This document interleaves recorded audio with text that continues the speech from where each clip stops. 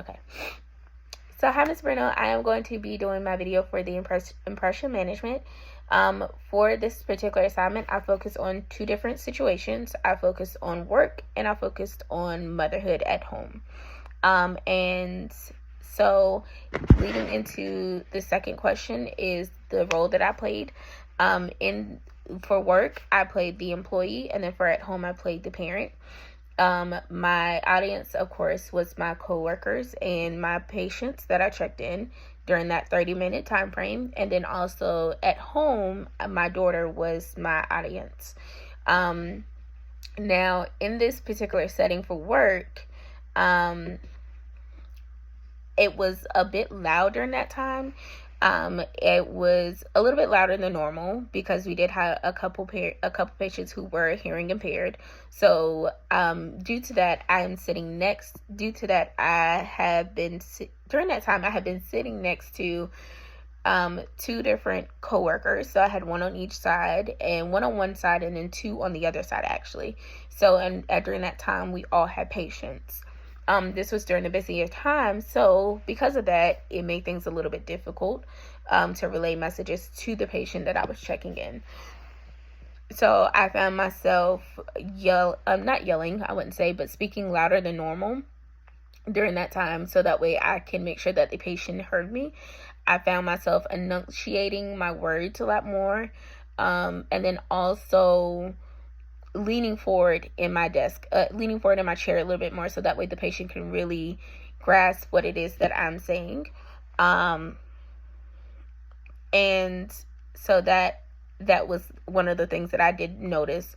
And as I was checking in this particular patient, I noticed, and then several other patients in that 30-minute window, I did notice that each patient was saying that the plexiglass did make it a little bit harder for them to hear. So I did find myself trying to assist with that a little bit better. So that was that. Now at home, it is the complete opposite. At home, I am loud without reason, and so is my daughter. But at home, during that 30-minute time frame, I found myself doing different accents or during random times as I was interacting with my daughter. Then while cooking dinner, she was working on her letters at the kitchen table. So in that period of time, I went from talking in a deep Southern accent, as I do now, or either talking in a heavy New York accent. So it really just depended on what my daughter needed in that moment. So there was that. Now, leading into the next question, going back for a second, because of the fact that I've done that for so long, my daughter has become accustomed to it. So that way it makes things a little bit easier for her for how she learns, for how we interact. It's just normal for us. It's what we do on our daily basis.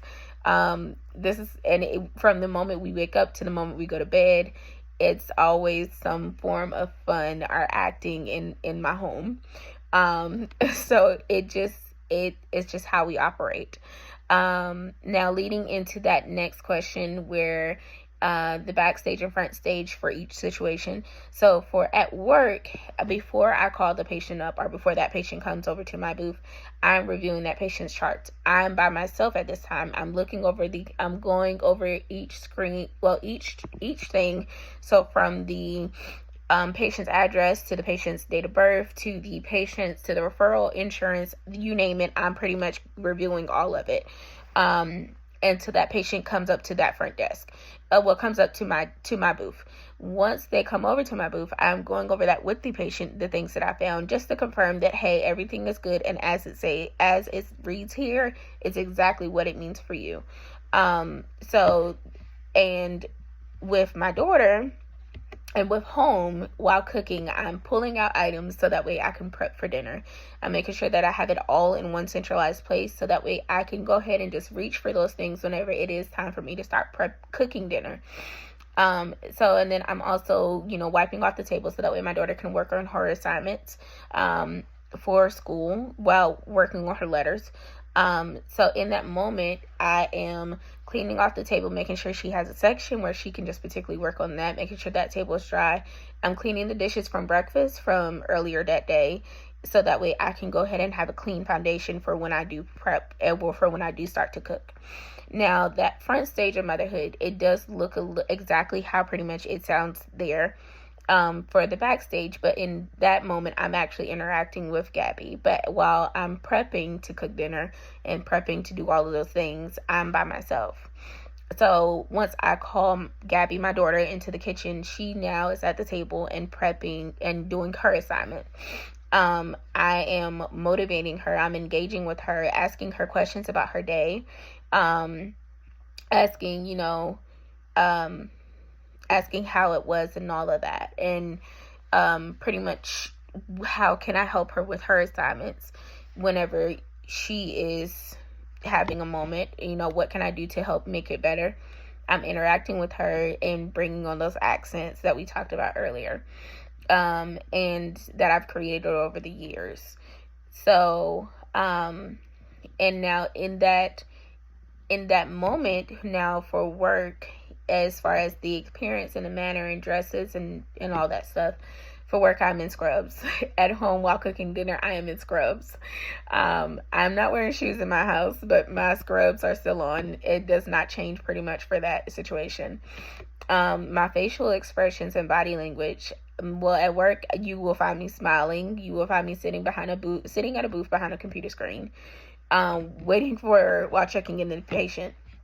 At home, you will find me in the kitchen, at the stove, helping my little one with her letters. I'm making goofy faces while trying to motivate her, getting her excited about learning.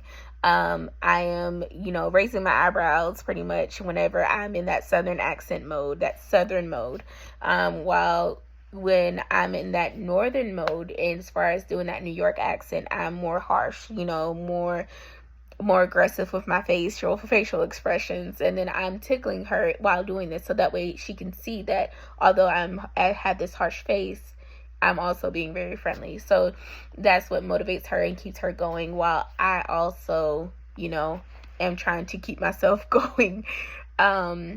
So that leads into that next thing for verbal and nonverbal. So with Gabby, in this moment, I am asking her these questions while doing these accents. Did you bring home your lunchbox today?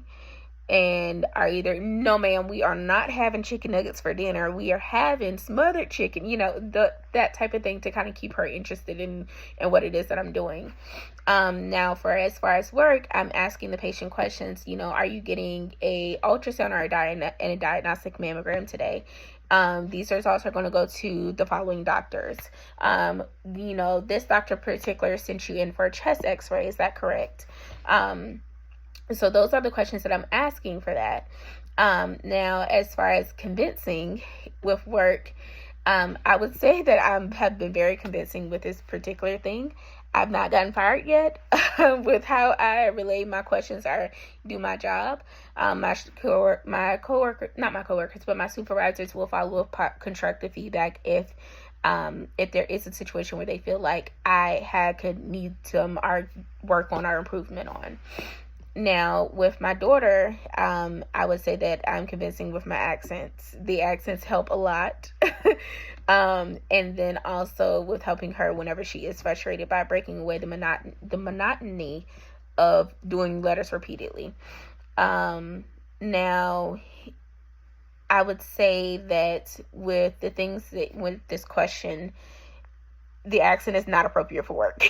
So I think people will look at it as absurd, as being silly or goofy.